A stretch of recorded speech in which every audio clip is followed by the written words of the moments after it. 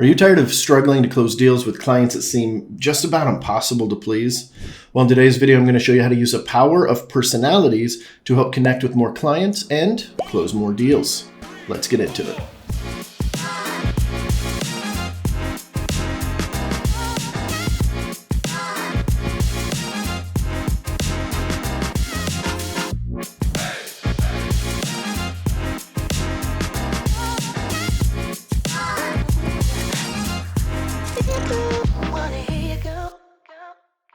There are some clients that just seem like no matter what you do, you can't quite please them.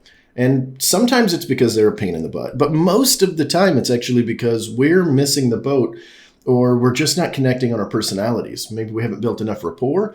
And other times we're just not communicating the way that is best for our clients. Personality types are one of those things that are beautiful. It's not sexy, right? It's not the big headlines or anything like that you might listen to in a lot of other YouTube videos when you're searching for topics like this on how to grow your business. But I promise you that just the stuff that I've learned and the stuff that I'm going to relay in this video have helped me so much in my career, both in attaining more clients, building more rapport, creating more friends, and most importantly, growing the business in general. Now, it doesn't seem like it, and oftentimes you can't pinpoint exactly when this kind of skill is going to come in handy. But once you learn it and you spend a little bit of time focusing on it, you're going to make this second nature for you, and it's going to help your career immensely. So let's discuss the 4 different types of personalities that I'm going to talk about here. Now, please keep in mind that as I'm talking about this, there are actually 16, or depending on what you read or listen to, possibly up to 28 different personality types if you really wanted to narrow it down. But just for ease of this video, to give you a quick understanding on exactly what the personality types are, I'm going to focus on the DISC personality assessment. It is the most common one used in real estate. It is the easiest one to understand, and it will generally get you most of the way there to somebody's personality type.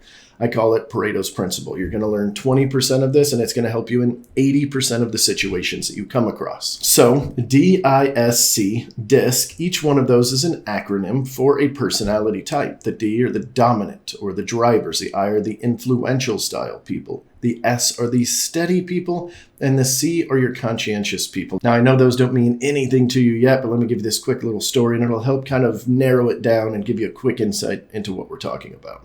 So, at an elevator, the high D personality is the one that gets on the elevator and he's hitting the button. He or she, they're just hitting the button. They're ready to go. They're ready to go. Somebody's coming up and they're hitting the closed door button. They're just, I don't have time. I got to go, right?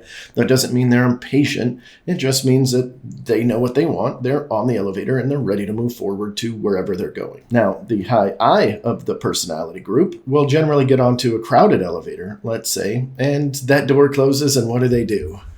They turn right around. They turn right around so they could talk to everybody. And they might not be that awkward about it. They might not actually turn around, but they're the ones that are generally talking to people. Maybe they make a little joke. Maybe they make a funny. Maybe they make a comment about something that was happening outside. Something like that. The I is the life of the party.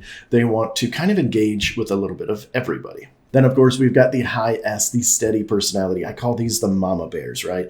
This is the one that gets on the elevator and it starts to close and somebody from down the hall is going, oh, and they start walking a little faster to get to the elevator, and the S immediately holds it open. Now, that doesn't mean other personality types aren't courteous. It's just saying that the S goes out of their way to help other people. They like more defined relationships. You know, they're the kind of person that has 2 close friends instead of 50. And then, of course, the beloved high C personality, the conscientious person. This is the analytic of the group. They're going to step inside of a crowded elevator and look up and see that there's a 7,200 pound capacity and there's 13 people on here and they're averaging it out. And they're like, okay, cool.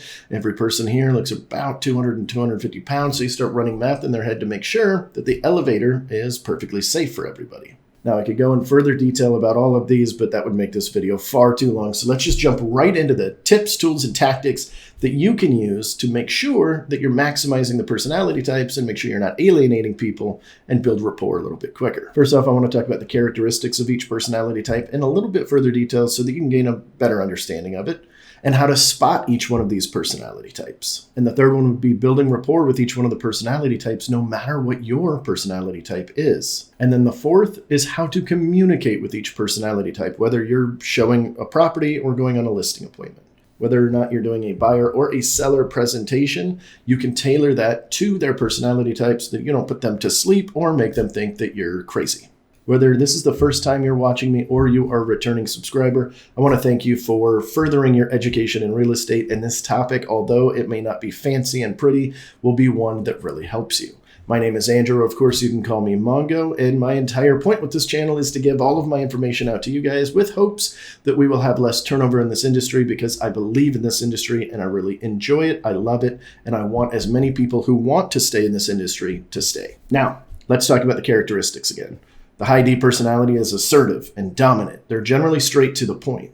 But they are going to struggle in one very big category, among many, but this is the biggest one that I generally see, and that's delegating to others. They will also generally become frustrated a little bit quicker with slower decision makers. This is very important if you are a high D to understand that. Now, the high I are the party people, the ones that have 100 friends, 500 friends, something like that. They're enthusiastic, they're outgoing, and they're very sociable. In fact, they generally enjoy being sociable with other people in any chance that they can get. But the high I has a small disadvantage. They can often be impulsive and take higher risks than they probably need to. Now on to the high S, who's a little bit more laid back and reserved and focused on building relationships with those around them. The high S, however, does have difficulty asserting themselves, especially in group situations, and they have a tendency to get a little bit overwhelmed when a high pressure situation comes in. Then, of course, you've got the high C personality, which has nothing to do with that delicious fruit punch drink you can get in those little boxes. The high C personality is generally detail-oriented, they're organized, and they're very analytical. The high C's big downfall is that they're generally a perfectionist, and they struggle to make decisions quickly when needed. So let's talk about the second thing that you need to know, how to spot them quickly. A high D is generally going to be a little bit more assertive and direct with their communication. A lot of times with their nonverbals, their actual body movement, they're going to be a little bit more poised up. When you're walking around with them, let's say at an open house, or maybe you're showing a property to them, they're generally going to move a little bit quicker to the areas that are important to them and kind of skim through the rest that are less important. They are generally going to be focused more on tasks than relationships. So in their communication, when they're talking to you, are they focused more on the things like the price, the terms, where the property is located versus how it's going to make them feel with other people, like having parties at their house, having people over, things like that are generally going to help you separate the D. They're generally a more aggressive personality type as well. They actually share that in common with the high I. Except while the high D is focused on things, the high I is focused on people. That is the main difference. A high I is generally spotted very easily by big hand gestures. They tend to talk with their hands a lot. I would venture to bet most of the time they're a high I, and sometimes they're a high S, but most of the time it's the I. Whenever they're speaking to you, they're generally going to be using language that involves people over things. They're not as worried about the price. I mean, everybody's worried about the price. They're making a financial decision after all, but most of their language is going to be centered around the people. They're going to ask things like, what are the neighbors like? They're going to be focused on things in the home that are going to involve other people. And that could be something like a backyard patio area. Oh, I can imagine having so many people out here. And oftentimes they're going to be a little bit more spontaneous and creative with their thinking. For instance, when you're going on a listing appointment with a high I, you're going to hear them say certain things that involve other people. As I mentioned, they are very people-oriented over task-oriented, which leads me into the high S, which is also people-oriented, but instead of being on the aggressive side, they are on the non-aggressive side usually. High S is generally very patient and empathetic in their communication style, so you'll hear them say things that show that they have empathy for what you're saying. They're also going to be a little bit more tight-knit with their people. The high I and the high S are both people-oriented, but the high S just wants a few select people around them. So you might hear things like, oh, this would be great for family game night.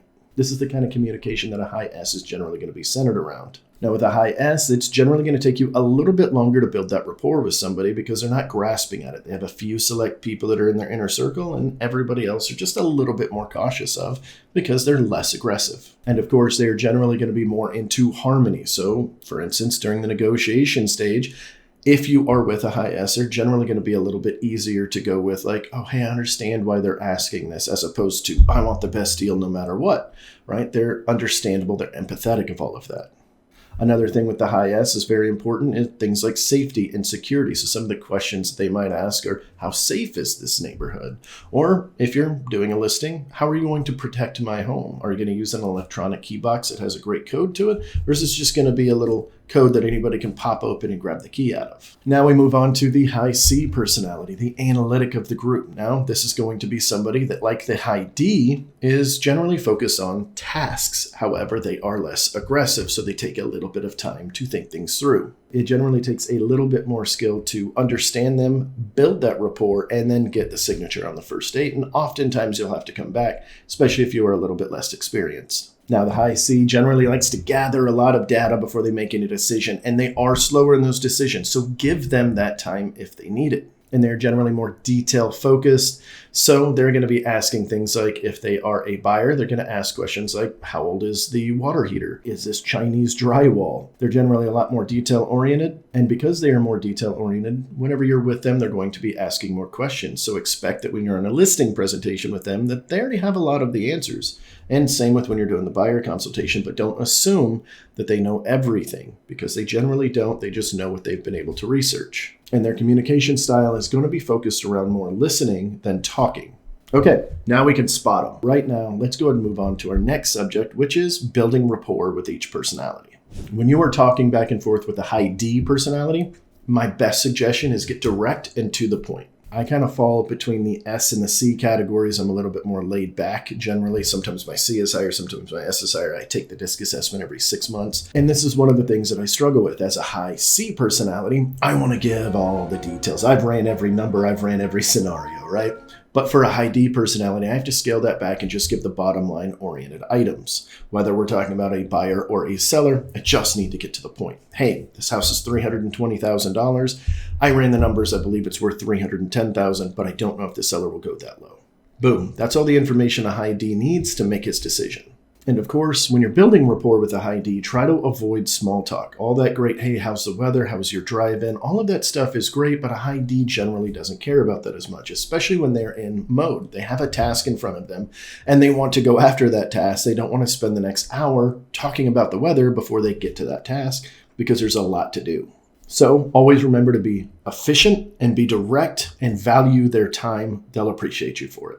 Now let's move on over into the high I. Anytime I'm dealing with a high I on the other side, I generally allow a little bit more time for stories and anecdotal comments and things like that. So a 1 hour buyer presentation that I usually do, I'm going to block off 2 hours just to be safe, because I don't want to rush that process with them. So make sure that you do engage in some lighthearted conversation. This is a great time to talk about the weather, to talk about that thing you saw on Facebook and anything else. You are going to have to generally pivot them back on to subject a lot of times, especially if it's in a capacity where you were supposed to be controlling the situation, such as buying or selling a home. And of course, to build that rapport very quickly with them, mirroring and matching, of course, works well with every personality type, but this is one that if you're not a high I, will really help you. If you see them doing a lot of hand gestures, you kind of go back a little bit. Don't immediately switch from this, oh, hey, let's go and talk about this home process, and then recognize they're giving a lot of gestures, and then all of a sudden be like, buying houses is great. This is amazing, right? You don't want to do that.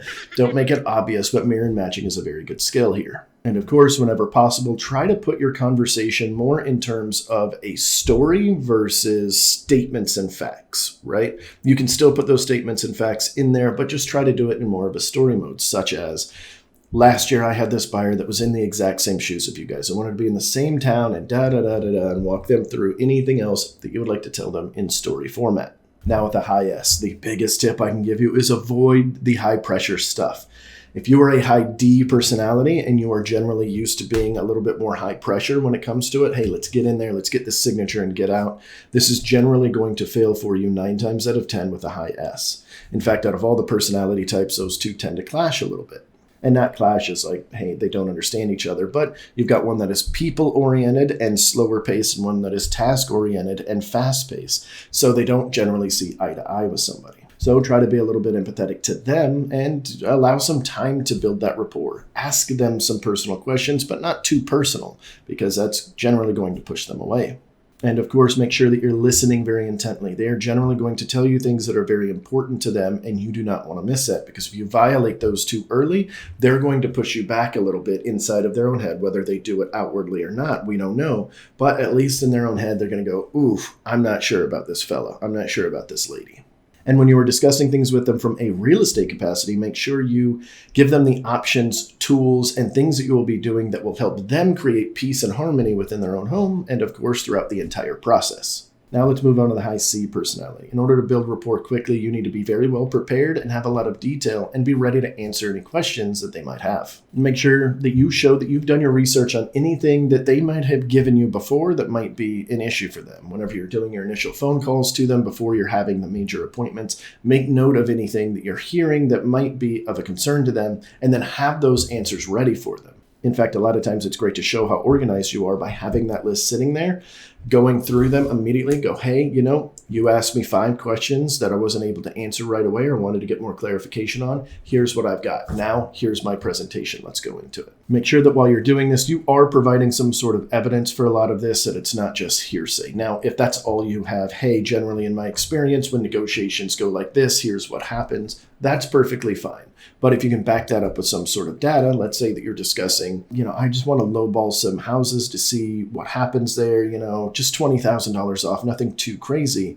Well, you can actually print out the entire MLS, show them what the list to price sale ratio is, and then, of course, any home that they're interested in, bring up what you believe it is worth based on the facts, data, and comparables. This will help them rationalize exactly what they need to do so that they understand, hey, everybody's getting 99% of what they're asking when they're priced appropriately. And this one seems priced appropriately. So getting $20,000 off this $200,000 home just isn't going to cut it.